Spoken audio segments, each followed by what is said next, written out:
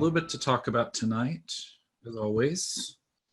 And people are still coming in. So while we're doing that, let me make sure. So where am I at? All right, there we are. Literally, I think I have so much electronics surrounding me, I can feel the heat coming off of them in our class. So that's probably not a good sign. So anyway, hopefully everybody's had a very good week. Tonight, we're going to move on to module number 4, start talking about ECOSOC, which is probably the most complex, as the book suggests, of the systems to talk about. So in the talking about ECOSOC tonight, we're going to talk about sort of a bunch of other things in the UN system, and I'll explain a little bit about that in a little bit. But before we go there, I want to talk a little bit about some logistics for next week, because of course next week, as it is probably for many of your classes, we'll be doing our midterm next week for this class, because we'll be in week 8 starting next week. I know it's hard to believe already. So we'll talk about a couple changes sort of our rhythm that we have in our class, and I'll remind you of these as we continue to go on throughout. Okay, there we go. So as I said, tonight, of course, we will continue sort of our discussion. We're going to do a little bit of check-in, kind of talk a little bit about any questions you may have. I want to talk real briefly about the midterm and sort of the timeline of the next couple weeks, where I know everything's in the syllabus, and I do try to send you reminders, but I think sometimes it's easier to kind of remind you of these things as we move along. And it's also good for me too, because I have to admit, last week last class when I saw you, if you didn't seem the tension in my voice, I started freaking out that somehow another was going to give you the midterm this week and not next week. And so my brain started going overtime, and I had to go back and look at my my electronic calendar, and I actually have a physical calendar because I have so much stuff going on to keep track of it. So I want to make sure, if I'm confused or maybe can't keep track of it, I'm sure all of you who are probably much busier than I will also have that. So we'll talk a little bit about timeline here in a little bit, and then spend most of tonight talking about the basics of ECOSOC. I will tell you, for midterm purposes, what I go over tonight is mostly what I'm going to require you for. You do have assigned readings for next week, but I'll mention this in a minute. I'm not going to test you on anything that we go over or would be going over next week, and I'll explain why. I would still read it because everything builds as you learned in this class. And so it's important because we're going to come back to sort of topical issues really after the midterm. We're going to take a lot of what you've already been learning and apply it to certain topics like human rights. When we talk about Security Council, we didn't get around to talking about responsibility to protect, but we're going to spend a whole class talking about human rights and that issue in the International Criminal Court. ECOSOC, one of my colleagues, we're going to try to schedule it for after the midterm, so that session after. You're already reading this week about OCHA, the Office of Coordination of Humanitarian Affairs, and I have one of my best friends in the world who works for them. And so I'm going to see if she's available to come. Either I can tape it and post it, or at least preferably more so come in live in a couple classes from now and talk a little bit about the realities of what goes on versus what's in the books that we study. And of course, we'll do kind of a wrap up of things to remember. So first of all, how's everybody doing? I hope everybody's doing well. I know I feel like, this is your counseling session, but I do want to make sure you're all doing well. As we get further into this term, we're 8 weeks in, we're almost 8 weeks in. We're almost halfway through. We're in week 7. I'm sorry, we'll be in week 8 next week. But I'm sure most of you are taking midterm at this point. I know if you're in my department, you are, as I know that I see the syllabus of all of my faculty. So I know most of you are working on assignments and stuff, but I'm sure for most of your other classes. So hopefully you guys are doing okay. If you have things that come up, please let me know. I know a couple of you emailed me about, this kind of happened last week with my Think Parashare, my real life application exercise. Please always feel free to email me. If you do email me, I just want to remind everybody, if you email me usually after 5:30 on Friday, I usually won't respond to it unless it's an absolute emergency until Monday. So if I don't get right back to you over the weekend, that's why. It's just because I do try to increasingly set boundaries for myself. Otherwise, it's just too easy, as I'm sure it is in your stuck behind a computer for hours and hours and hours on end. Particularly if you have a job. I'm looking at Karen because she's on my screen right now. She works at Cal State with me. It's real easy just to be sitting sitting at your computer for 12 hours and you're not taking breaks. So definitely do that. I will share a brief moment with you because I think you guys will find this funny. The hilarity of being a parent and being on the other side of this is my my internet. So if I go all of a sudden blank, don't worry, we will come back. All of a sudden my internet decided to say it's unstable for some reason. So what I was going to say is, I have 2 5-year-old kindergartners. I think I shared that with you the first day of class or in my little video, who are starting kindergarten this year, but they're doing it virtual. And of course a 9-year-old as well, who's in special ed, because my son is autistic. And so he's in special ed classes. And so you can imagine in the mornings, we're very busy around this house, in various parts. And my girls are not in the same class together. They're in 2 separate classes because they're twins. And so we purposely, before all this, we're going to put them in separate classes. So today, this week, for those of you that may have siblings or children in Reno Valley Unified School District, which is where I live, this week is college week. And it's only appropriate as their dad is a college professor. They don't quite understand really what I do. They just know I teach. And they're starting to get it. But they're sharing, I'm sitting next to my daughter Emily today, and the teacher says, this is what a career is. By the way, I don't remember it being 5 years old and taught what a career was, but apparently that's what we do now. And so what was funny about it was, and this is the levity I'm going to give you to start class with, because I think it's just so funny. So my daughter really wants to be a scientist. She wants to be like hardcore, hard scientist. She loves the outdoors. She will probably be an environmental studies person, I'm sure, based on just where she's interested in. And of course, that's irony, since that's not what I do, but I run a department that's where we do that. And so my daughter says, they go around, they say, what do you want to be? And my daughter raises her hand and unmutes herself. She goes, I want to be a doctor. I'm like, okay, well, that's good. That's what you want to hear as a parent, right? So then they go to this other young lady and they say, she goes, yes, whatever her name is. I know what her name is, but I'm going to say it. But, what do you want to be? And she says very clearly, I want to be a chicken.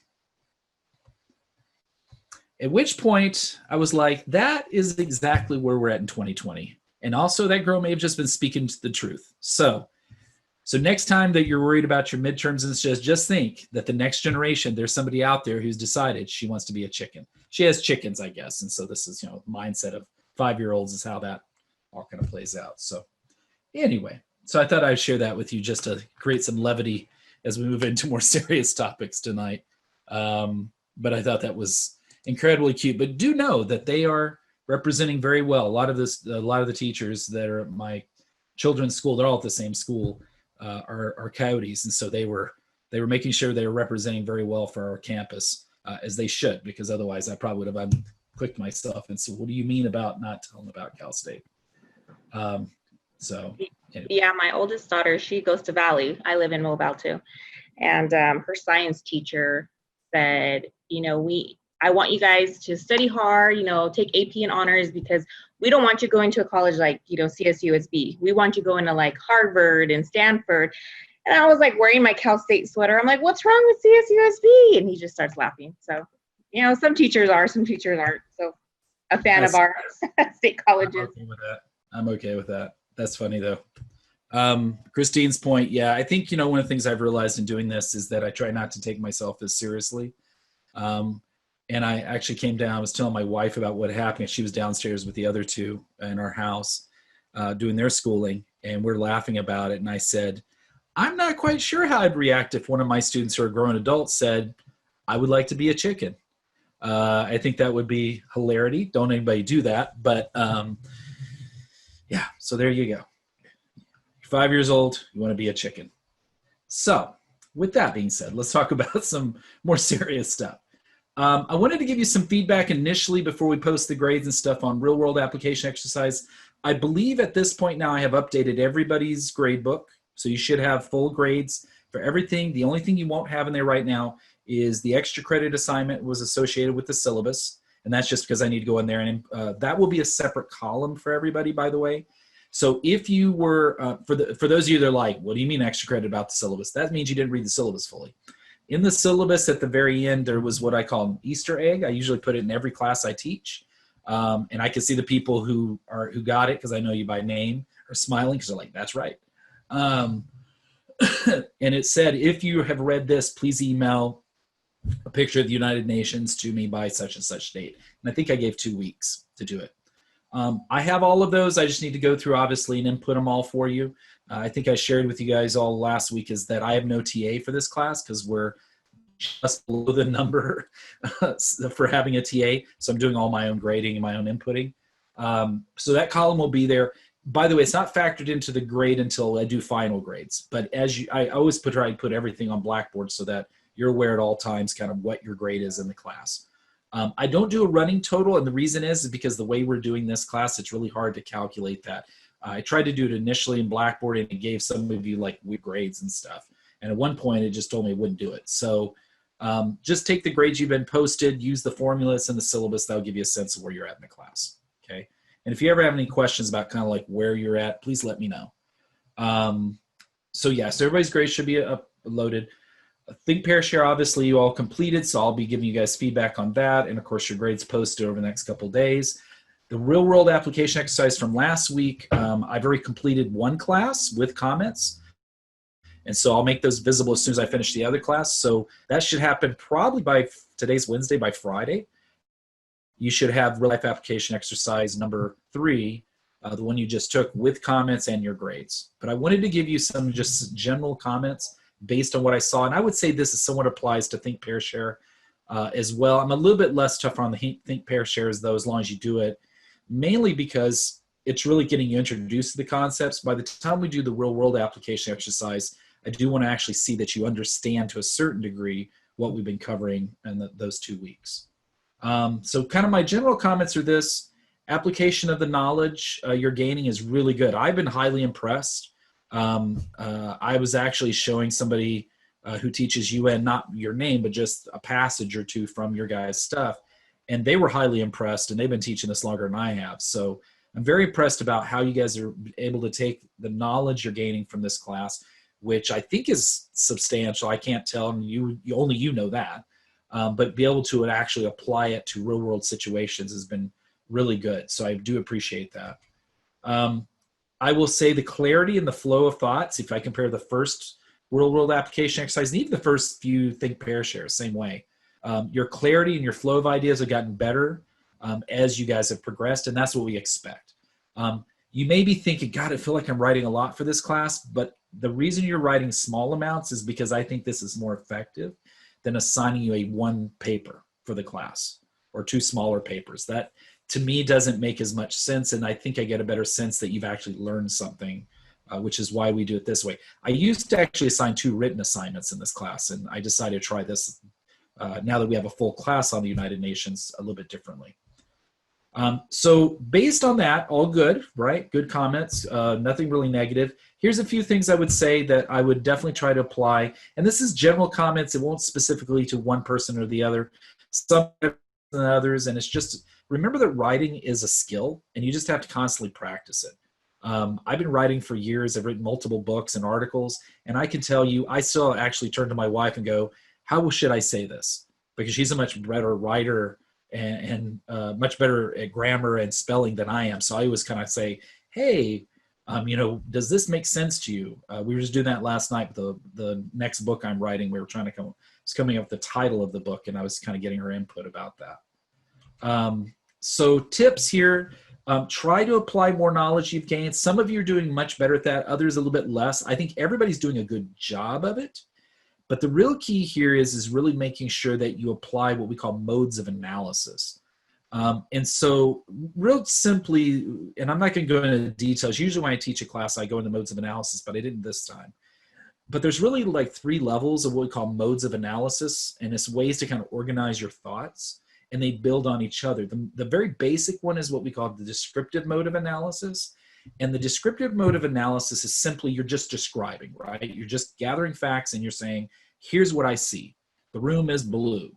This thing happened at this time period. This is how many people live in the United States. That's what we call the descriptive mode of analysis. The explanatory mode of analysis is the next stage, and you take all that data you've just collected into forms and you start to see what are the connections between it. So for example, I'll give you an example from my own research, because I do research constantly. So the book that I'm writing is actually on conspiracy theories in a global age, and talking about things like climate denial, QAnon, human trafficking, hence why I'm on this panel on Friday, and stuff like that, because it's one of the areas that I have an interest in within the study of violent extremism. And so one of the first things I do is I spend a lot of time on the internet right now, pulling stuff off of Telegram, off of Twitter, off of Facebook.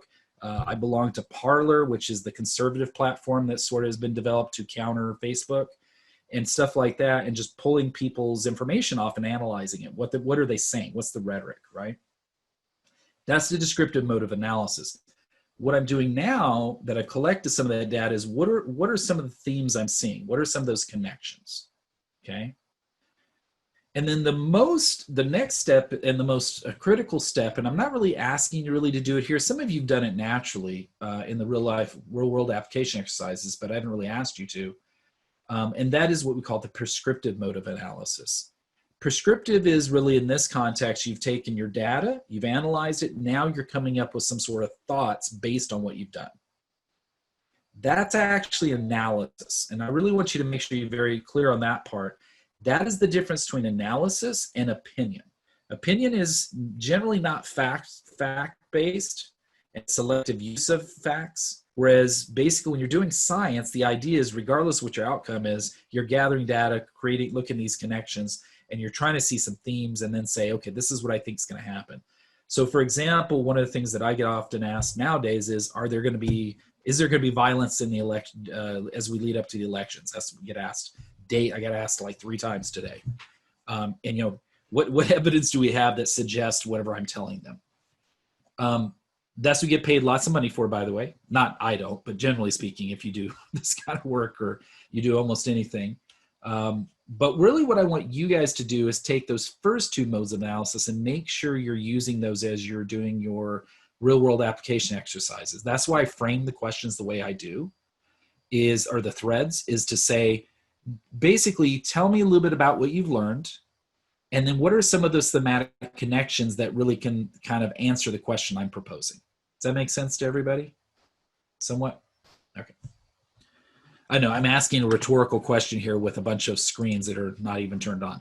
But that's really what I mean about the difference. I don't want your opinion. I think some of you are borderlining on opinion. And at this point, up to this point, I've not really taken off points for that. I will give you feedback that says that. As we move beyond the midterm, I will probably start dinging you for that, because it's really important that you're using the stuff that we're covering in class, the stuff you're reading, and that analysis of that to really explain and really talk about those questions, okay? Any questions about that at all? Most of you are doing really well in that area, but there is, a handful of people in the class, so I thought I'd just bring that to everybody's attention. Short and concise, I think I said this in my email, but I'll keep saying it. Short, concise sentences are always better. Many of you have been taught, and I can tell from the humanities, where we use very complex, compound sentences, that more words, sometimes even not the correct words, are okay. I definitely know a couple of you are using a thesaurus, but remember, we have to apply the thesaurus correctly. We can't just randomly use words. But what I've seen a lot of is I get lost as a reader, right? As an objective reader. If I didn't know I was just reading this without very basic information about where we're at in the class, I should be able to gather what you're talking about. Now, on the think pair shares, I think you guys do a better job of the conciseness. Definitely on the real world application exercise, I think many of you somewhere in your career have been taught more is better. That's not correct. Definitely not for my class. Short and concise is always better. Some of you can write a paragraph and bam, nail it completely with no problems. On the flip side, some of you will write literally what I can tell you word count wise will be like a page worth of text. And yet I'm getting lost in what you're trying to say. So the key here is, part of taking classes is really learning how to sort of concisely and in a more simplistic way. The KISS principle, keep it short and simple, is always really important. And particularly for those of you that may want to think about doing this kind of work, reports and everything by the United Nations, that's what they rely on. They really rely on short conciseness, because remember, ambassadors are looking at this, UN officials, they don't have a lot of time to read it. Time is money, as they say in the business world. And in the case of the UN, time actually can lead to lives being lost if people don't have the correct information. So it's really also kind of teach you a technique that's very true. I will tell you, for those of you who are thinking about going to law school at any point in your life, definitely get used to that. I just got a text like a week and a half ago from one of my Model UN students. If you ever Google Model UN on YouTube, Model UN CSUSB, there's a video that the university put together, and the young lady that's in there, she was actually the director of the Santos Manuel Student Union last year. And she's one of the students shown in that video. And what was interesting about it is she texted me and she goes, she's at UC, University of San Diego Law School, one of the top law schools in the United States, on full ride scholarship. She's not having to pay for any law school. She has like the top scholarship you can get. And she texted me to thank me and said, I know you used to beat on, because I met her as a freshman, so she got to deal with me for 4 years. And so she goes, you used to beat on me about being short and concise. I just got my first legal brief back from my law professor, and they asked me how I learned to write so critically and also so precisely, because that's what lawyers do. And I told her it was because of Model UN. And she goes, well, then you need to have more students do that. So it's that short conciseness is really important. And particularly if you're going to go in certain fields, it's going to be really important. And I would argue that's probably most fields, to be honest with you. Vivica asked, are we allowed to ask a person their opinion on something when replying to a post? Yeah, absolutely. In fact, that actually leads to my next point. So you kind of got ahead of me there. So thank you. Replies need to be more thoughtful. I think some of you do a good job of like asking question, probing question.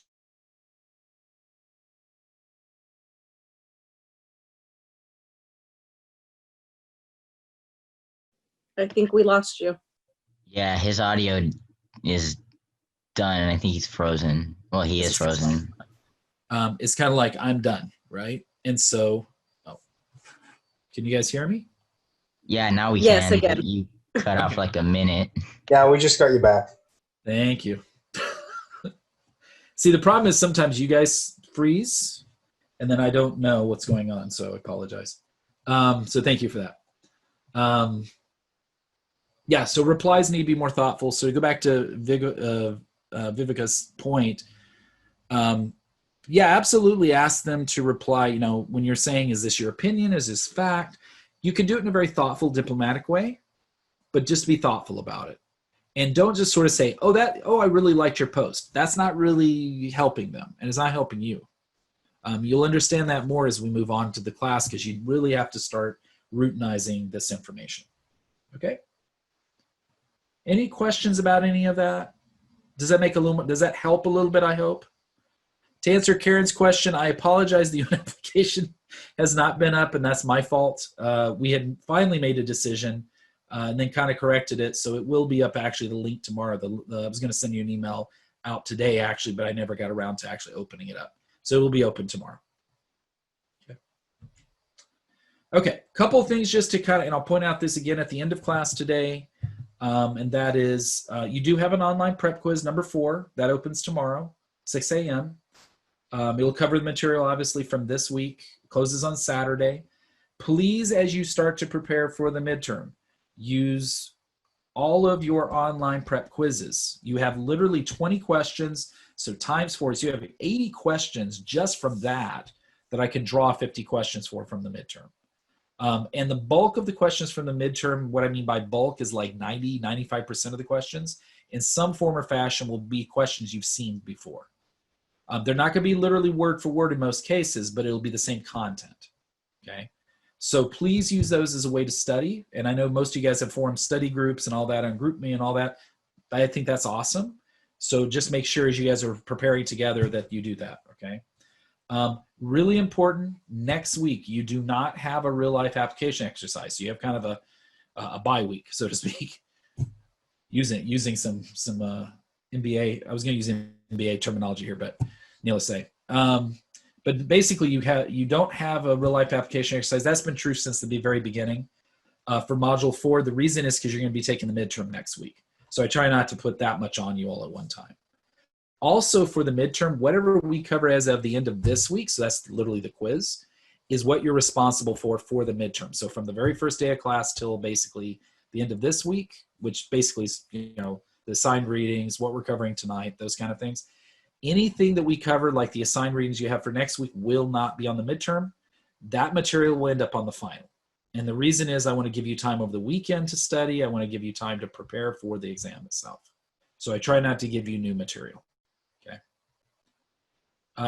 Next Wednesday, which I know many will be very happy about, we do not have a required live virtual session. Okay.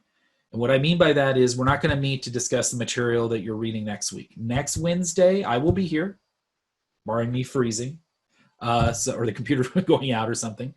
But we will meet here next week, and basically it's an open study session for the midterm. So if you have, after you've looked at the midterm study guide, and you've looked through your notes, you're like, oh, I still need clarity on this issue, definitely show up next week. If you have other stuff going on, like other midterms, other assignments, work on that. I know like 8 of you, for example, are working on presentations for Dr. Paitel's class. We talk. So I know you guys are going to be doing that stuff for my grad students. But for any of you, use that time effectively. If you're not going to be here, just don't not show up and kind of blow it off. We will not record the session though, and that's going to be really important.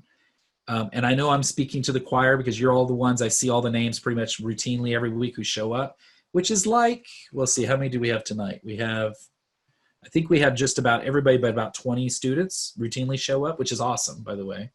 The problem is at least 2 or 3 who've emailed me like, hey, you haven't posted the recordings and I'm taking this class. Like they kind of have suggested that I'm not showing up class because I watched the recordings. That's your choice. But one of the things to keep in mind is I've said to a couple students the last couple of weeks, if a recording breaks or doesn't work, then you're out that lecture. The whole point of being a lecture, this is not an asynchronous class. It was never listed as that. I know most of your classes have been.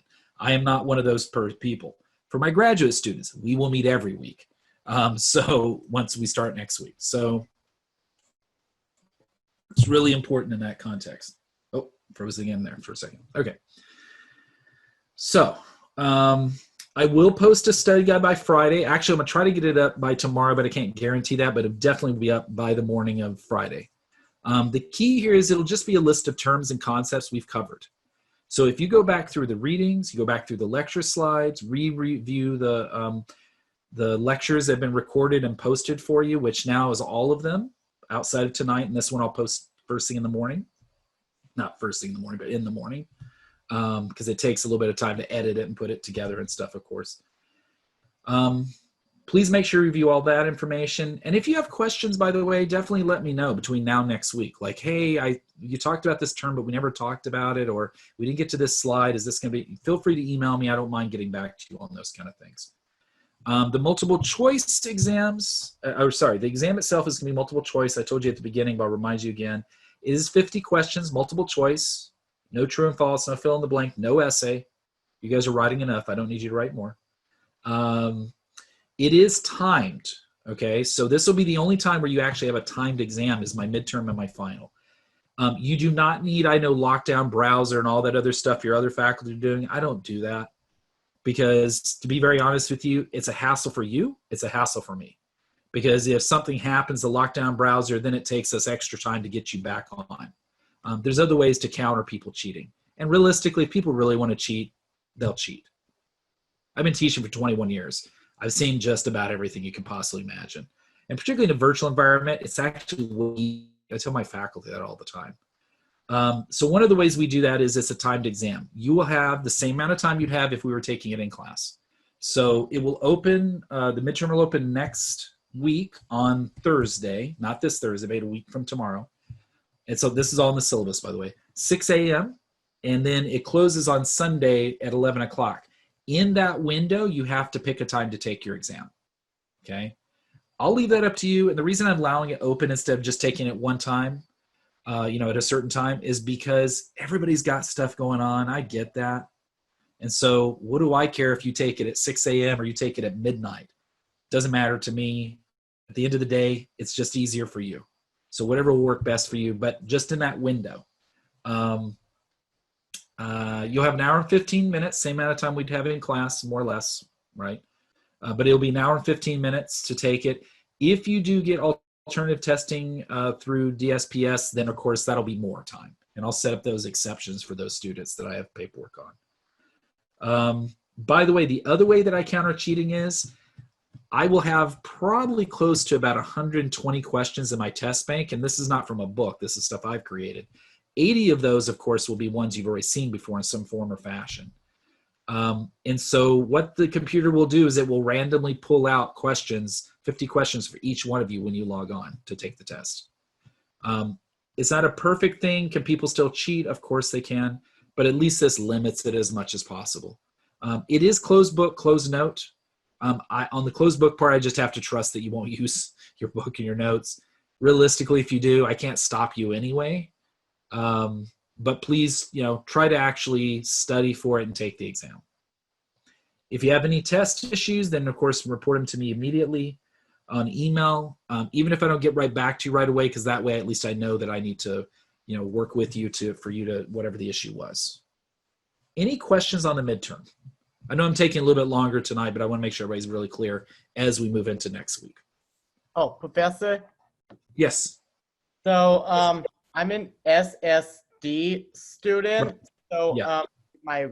how much time will I get instead of an hour? It depends on your paperwork. So Austin, I'll talk with you offline, but it's whatever your paperwork said is how much, and I'll set yours up actually as anybody who has SSD testing.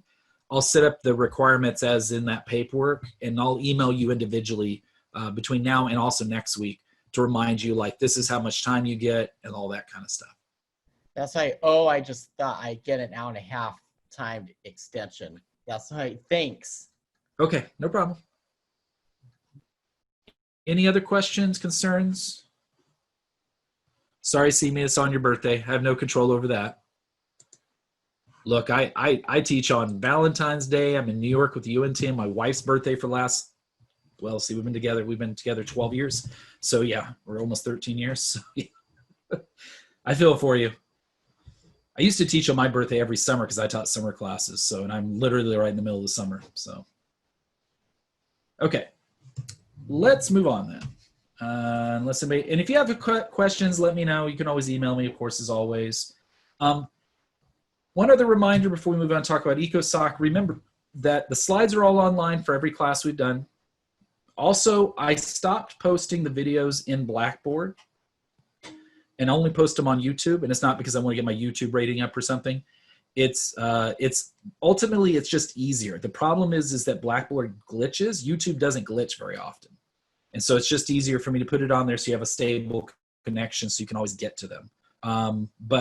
So anytime you have videos concerning class, by the way, that includes those, I don't know how many of you guys have been on there, but in the playlist, the link I sent you, that playlist actually includes all of our live virtual sessions now, and it's always included all of the supplementary videos I post the links to in Blackboard. So you can actually just go to YouTube and go through all of that material, and that'll really catch you up if you've not gotten behind on anything. Of course, that's a lot of hours, but needless to say, you can do that if you want to. Okay. So tonight we're going to talk about the third organ of the United Nations, or the UN system. It's the one that's probably the most complex. Ironically, what's funny about it is you probably noticed it was the shortest amount of reading you had to do was that first chapter on just ECOSOC. Mostly because it is so complex to really write. You could write a whole book on United Nations Economic and Social Council, or often what we call it as ECOSOC. So if you hear me use the word ECOSOC, that's just the acronym for UN Economic and Social Council. And so let's talk a little bit about what they are. So some very basic structure first. They're made up of 54 members. So they're not made up of all 193 members.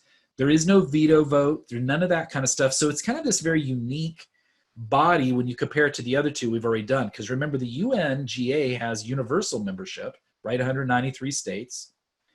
Security Council has a subsection, a really small grouping. And of course, they also have the veto power. The UN ECOSOC, or ECOSOC as we call it, is actually made up of really a cross section, is the way to think about it, of the UN body. So it's made up of 54 UN member states. Each one of them have 3-year memberships terms, and basically those members are voted on. And they're, by the way, they're staggered. They're not like every 3 years. So it's not like the U.S. Congress where every congressman goes up every 2 years for re-election. They actually stagger it so that way not everybody's up for re-election every time each region. And so those staggering is every year the GA will vote on whatever that batch of seats that are open in that region for the UN ECOSOC. Sorry, losing my train of thought today. In addition to that, they do have observers. These are intergovernmental organizations. So a lot of you guys have asked, like, remember this class is called the UN Global Governance, right? So it's not just on the UN, it's really about how we manage global issues. And so one of the ways that ECOSOC does that is, of course, is that much like the UN General Assembly, they do have IGOs that have observer seats in their body. Now, how it's a lot different is the UNGA is often like regional intergovernmental organizations, so like OAS and OIC and the European Union, right? These are kind of more member state based. IGOs in this case, though, they're also made up of UN or countries and UN member states that belong to these other IGOs that are observers, but they often are centered around a topical focus. So a good example is the Global Watershed Partnership. Or Water Partnership. They are focused primarily on issues of water. So you can imagine this is actually made up of a huge amount of countries who also belong to the UN, but that IGO isn't made up of everybody, because if you're in some countries that don't really worry that much about water, you may not be a member. But if you are landlocked, if you're a coastline country, so the United States is a member, for example, this is really important. And for those of you that are in my department, or even those of you that aren't, next term, we're actually going to be, we just changed our schedule a little bit. We're actually going to be teaching a class within my department on, it's actually called Water Wars. And it's a class that is actually going to be co-taught asynchronously by Dr. Jennifer Offord in my department, who's a water hydrologist. She's a water specialist and our sustainability expert on campus. And then myself, because I do the conflict side.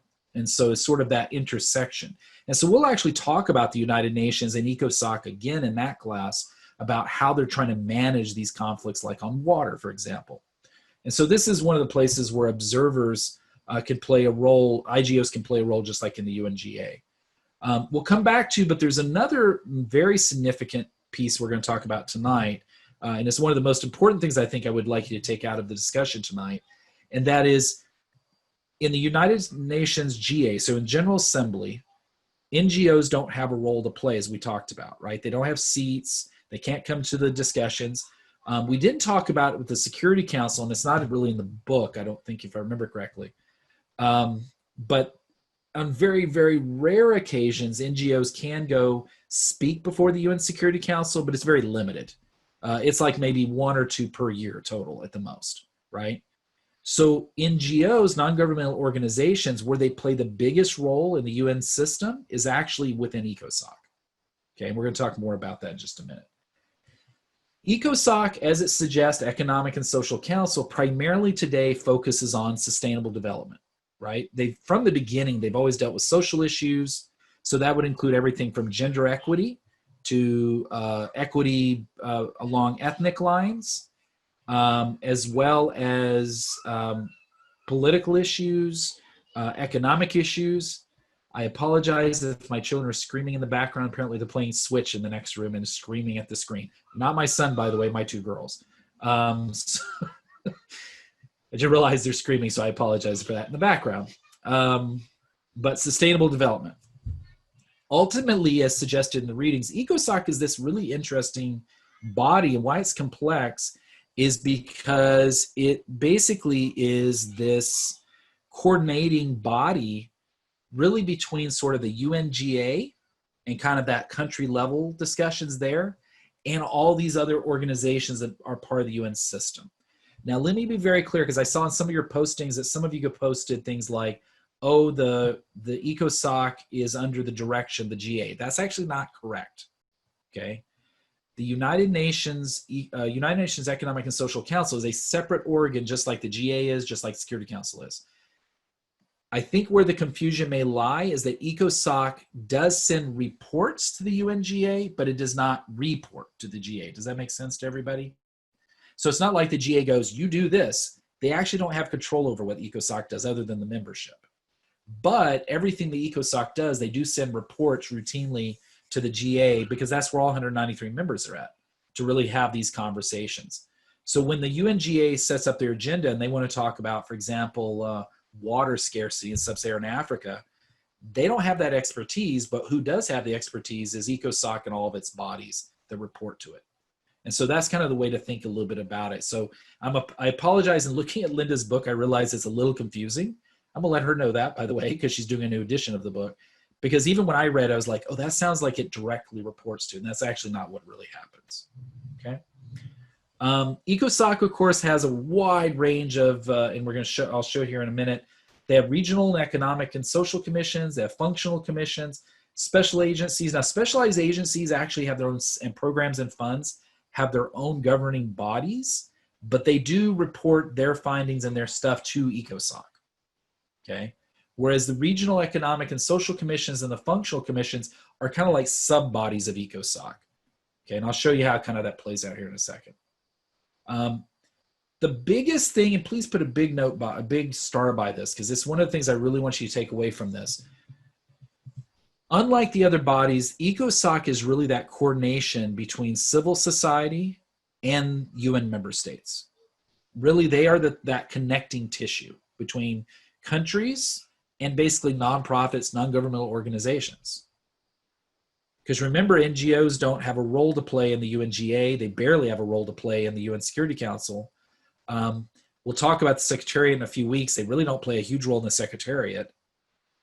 They play no role in the Trusteeship Council or ICJ, really. And so really where NGOs and civil society, and we'll talk about civil society here in a minute, is really plays its biggest role through ECOSOC. So that's kind of like the channel for NGOs. Now, what is a civil society? Civil society is defined in so many different ways. So I'm gonna give you the definition we're gonna use in class, but I'll explain why there's some problems with it. Civil society, as far as you're concerned, is anything that is non-governmental.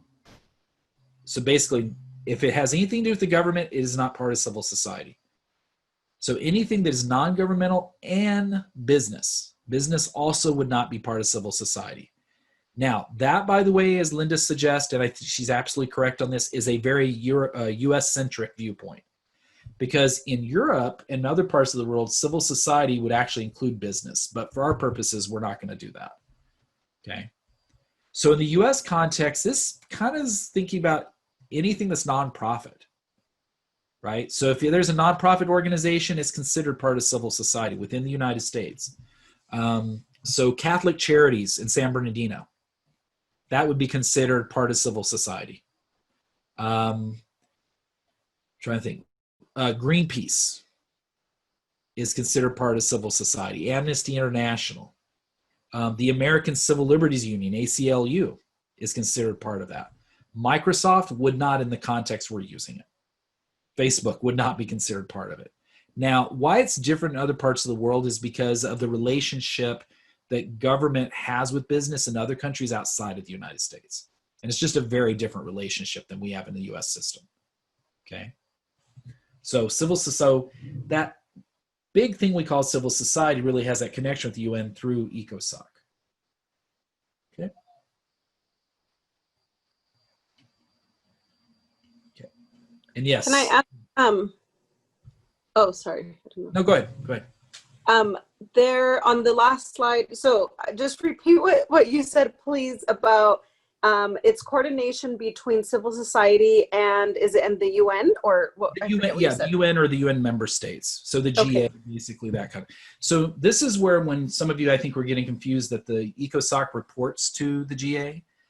They're not reporting directly to them, but what happens is the work that civil society, NGOs do with the United Nations through ECOSOC ends up finding its way into reports that go before the UNGA, which is all the UN member states.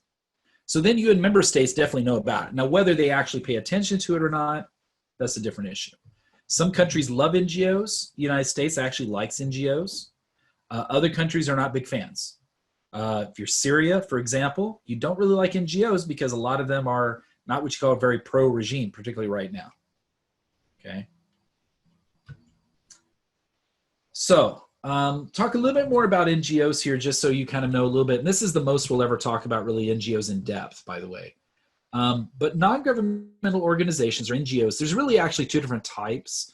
I'm talking about in a broad sense, but for those of you that are interested, I'm not going to test you on this part, but if you're interested, there's actually what we call INGOs and sort of NGOs. INGOs are really what we call international NGOs.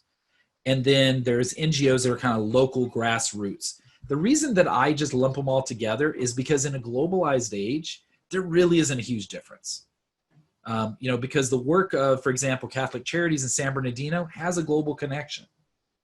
Because some of the money and resources they could get could come from the greater Catholic community, which is a global community, right? So it's this very murky thing. So we're just going to treat them all as NGOs and sort of leave out the parsing of words for this class. So how they play a role in the UN system is a couple different ways. So one of them is there is, as the book talks about, Conga, not to be confused with the country of Congo. This is the acronym Congo.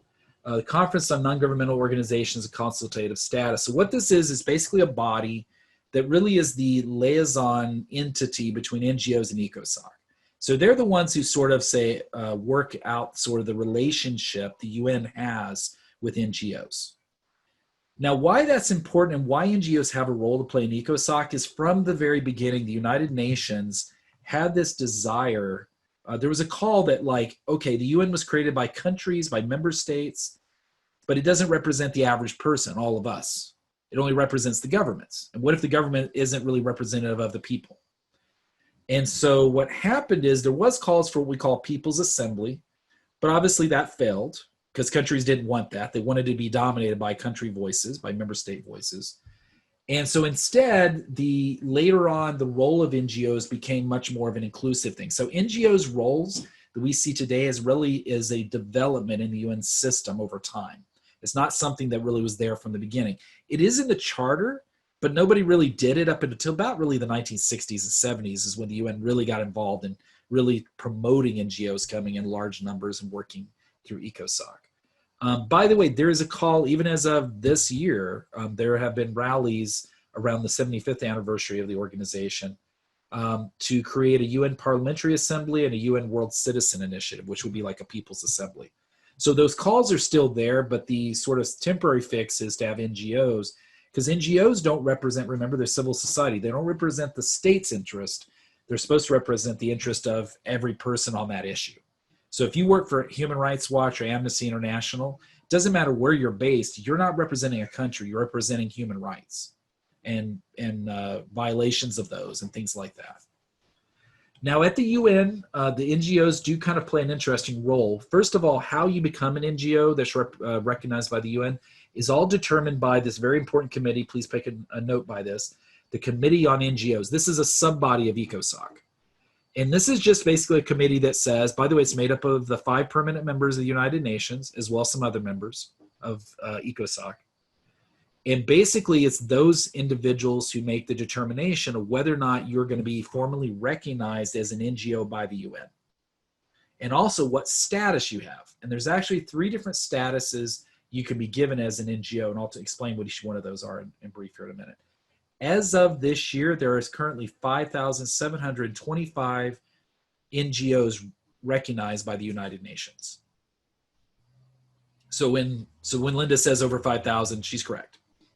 It's always easy to tell you over 5,000 because it's been over 5,000 for a few years. So that's a significant amount. Now, does that mean every NGO shows up to every ECOSOC meeting? No.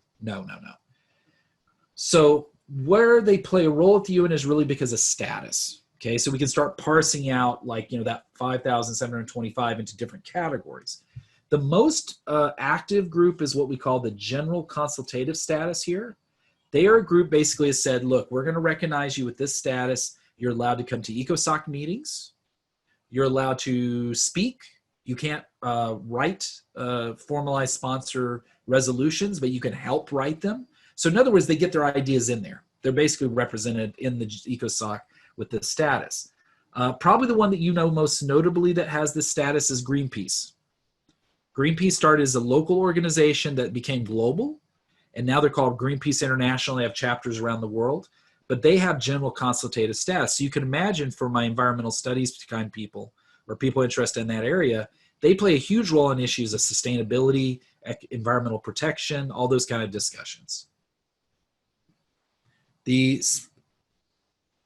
Austin asked, ECOSOC is coordinated to civil society. Yeah, and NGOs. Yeah, to NGOs. So that's what they do. The special consultative status is a little more precise. They don't just go to all these meetings. They go to very specific meetings. They deal with very specific things in those sub-bodies that belong to the United Nations, or to the UN ECOSOC, sorry. So one of the greatest examples of those is the ACLU. You guys know all about the ACLU. They work on protecting freedom of speech and a variety of other issues here in the United States. They have special consultative status. Human Rights Watch does, that Cindy mentioned in the chat. Amnesty International is another one. So Amnesty is not showing up to like environmental committees, right? They're showing up to ones that deal with human rights. So that's why they have special consultative status. They're very limited to what they do. Those are the smaller portion, by the way, of the 5,725. Those are a smaller group, both sets of those. The bigger group is what we call roster status. And roster status are basically NGOs at the UN that have been formally approved with NGO status. But basically, for the most part, they don't really go to much of the meetings. They use maybe their leverage. They use that connection with the UN to carry out their mission as an organization. Often they are localized organizations that became international and were able to get roster status. So some examples from previous years, except I didn't see them on the database when I was putting slides together. If any of you guys have heard of the Middlebury School or Middlebury College, they're world famous for like language and area studies. They have their graduate schools called the Monterey Institute for International Studies, which is in Monterey, California. So for those of you interested in international studies, it's a top-notch school. They have roster status. So they're a educational facility, but because they focus on international studies, they do that. The one that I can tell you personally about that is a roster status is what used to be called the NCCA, not to be confused with NCAA, that is different. The National Collegiate Conference Association, which is now called National Model UN, they are basically the organizations that since before there was a UN, educate people about what was then the League of Nations and today is the United Nations. And they operate Model UN conferences globally. They do 2 in the United States. Those are the ones we attend. So for those of you who are applying, NMUN, National Model UN, which is what the organization is called today, they changed the name to the conference name a couple years ago, is the ones who do that globally. And they're the oldest and the largest in the world. And that's the one, this is me here at the United Nations speaking before the United Nations a couple years ago. So I'll put a plug in for myself because that's one of my proudest moments. Besides my children is actually speaking before the United Nations. And that's not staged, that's actually me, with very less hair and looking younger, by the way. But I was the vice president of the NCCA, what was called then the NCCA, the NGO at the UN. So when I mentioned the first day that I have experience at the UN and I worked as an NGO, I was the vice president for 2 terms of that NGO at the United Nations. So I can tell you that what we used our leverage for as a roster status is we were able to secure the use of the United Nations for the conferences. We were able to get people to come speak, including Secretary General Kofi Annan, later Ban Ki-moon. We're not in my office, but if you ever come to my office, I have my picture of me and Ban Ki-moon, the former Secretary General. One of the other more interesting, nerdy things I've done in my life. So needless to say, it's just a way, and all these people you see on stage here are actually all members of the board who come from around the world as well, who were on the board with me at the time. This was in 2015, by the way, and I was speaking on right after the terrorist attacks in San Bernardino. And so I was talking about sort of the power of education against radicalization. There's on the UN website, there's a video of me speaking, doing this somewhere. So anyway, but that's a roster status. It meant I had credentials. I could go to the UN. I could work on UN stuff, but I wasn't in the ECOSOC chamber and like actually contributing. But later in this class, I will have friends who actually did that kind of work speak to you probably the last class about what it is to work for an NGO. Okay. Questions so far about any of the stuff we've talked about? Okay, got a couple more minutes. So this is the complexity of the ECOSOC system. So just to give you an idea, for example, the functional commissions, regional commissions are kind of those that directly report to ECOSOC, to the council itself. So as you'll see, they cover a wide range of issues. That's why I say to all of you, if you're really interested in making a change in the world, you can do that through the United Nations, and the ECOSOC is one of them. Because you could go work for one of these functional commissions. If you're a criminal justice major, look at this: crime prevention, criminal justice, narcotics, drugs, right? There's all these different ones. If you're a science, if you're an ITS major, computer science, all those kind of things, engineering, science and technology for development. For those of you interested in working on women's issues, there's an CSW, the Commission on Status of Women. If you are an environmental studies person, then working on the United Nations Forum on Forest or other things. So you can see there's all these, so those are functional on a topic. And even for my math majors, if you want to go work for the UN Statistics Division. If you are interested in working a particular part of the world, there are UN offices in each part of these regions that focus on economic and social issues specific to that region. So for example, the one for the Economic and Social Commission for Asia and Pacific, ESCAP, is actually based in Songdo International City, which is a suburb, I guess we call it a suburb, but basically a suburb of Seoul, Korea. They're actually located what's called the G Tower there, which is also where the UN Green Climate Fund is based as well. It's actually a whole UN building. Okay. They also work, these are separate entities that have their own governing bodies, but they directly report to ECOSOC. So they don't really fall under ECOSOC, but they do report to them. So they do have their own governing entities. So like UNICEF, you guys probably have heard of UNICEF. They're the ones that have the little boxes at Halloween. So we're coming up to Halloween. The World Food Program, which by the way is the largest provider of food in the world. That includes even compared to governments. So if you ever see people dropping boxes and parachuting boxes of food into famine areas and people who have been hurt by natural disaster or conflict, usually it's the World Food Program. One that you've heard a lot about, even though we don't call it by its official name, you guys know it as the UN Refugee Agency, but the official name of it is the Office of the UN High Commissioner for Refugees, UNHCR. They are incredibly busy on those issues on refugees today. But there's also some that you'll probably notice that were there from the beginning before there was a UN, the International Telecommunications Union. Remember we talked about this? This is the ITU, what used to be Telegraph Union, the Universal Postal Union, right? These are ones that pre-existed the United Nations itself and really were creating the foundations for global governance. Also includes like the World Bank. So each of these have their own governing bodies, but they have, the key here is that they're very important because they focus more on specific issues, but globally, and have their own governing bodies, okay?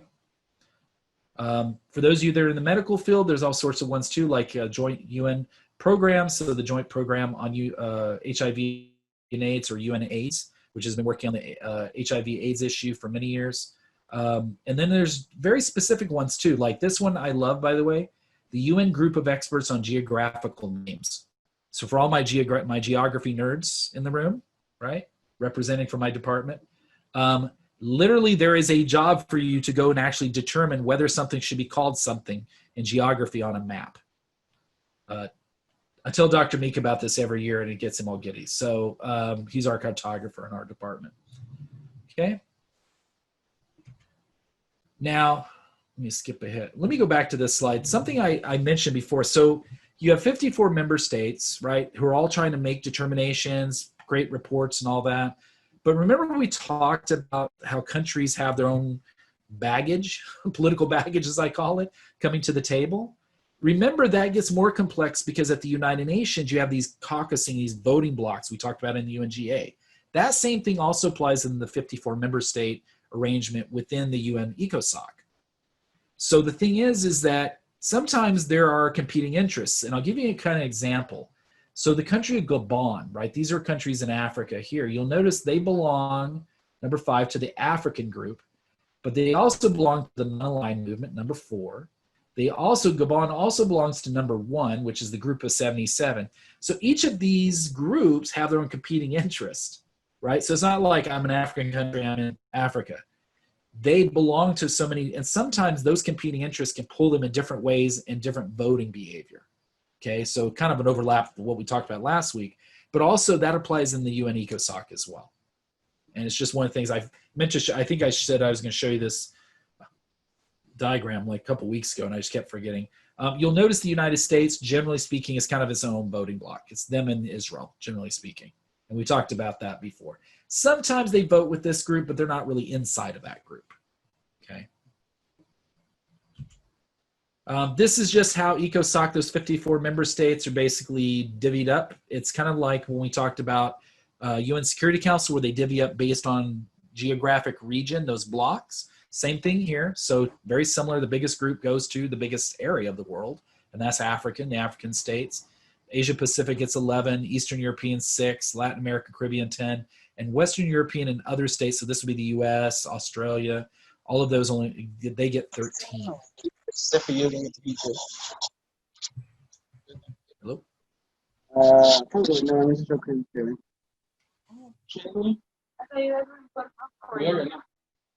Okay. Somebody's okay. So one thing I think you probably took away from the readings before we end tonight is ECOSOC is, and I love the ambassador from Canada. I actually know him, and it's funny because I've heard him tell this story that's related in the book about him talking about that it was the worst thing he ever did was serving on ECOSOC. For the most part, since its beginning up until more recently, it wasn't ineffectualism a component of the UN. All the real big work really happened. All the big action was in GA and Security Council. So if you were if you were an ambassador and you were assigned to the UN, you almost never you never wanted to be in ECOSOC. You wanted to be in bodies, right? Because that's where you said that's where the real work happens. And mostly because ECOSOC does recommendations. They're not doing binding resolutions like Security Council. They're like the GA.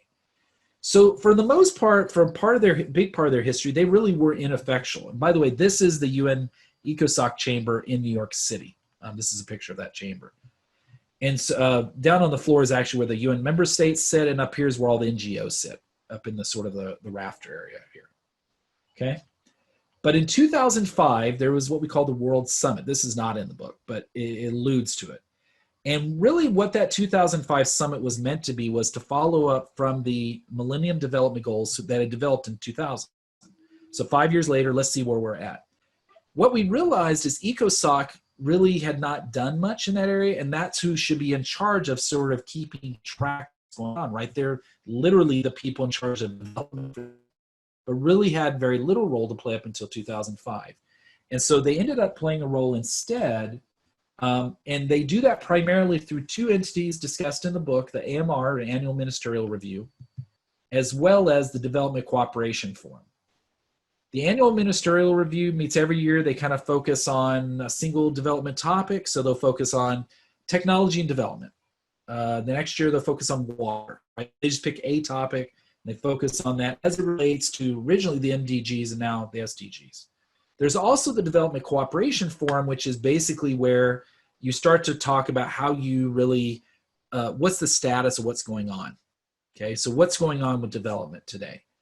The biggest role that ECOSOC does today, very important here, is that they have been pushing and really successfully pushing greater public-private partnerships. So that blending of really civil society with business. How do you bring those two pieces together? Because before, remember, the UN wasn't built around a business model.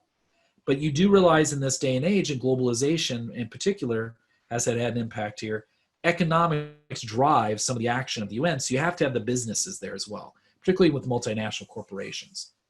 So one of the examples, this is a picture from Haiti, actually, of organic banana and vegetable farming in Haiti, is the production of organic bananas. You know, Haiti, without going to a lot of, we don't have a lot of time, but to not get into the depth of it, is countries like Haiti had really been sort of a source of products for countries like ours.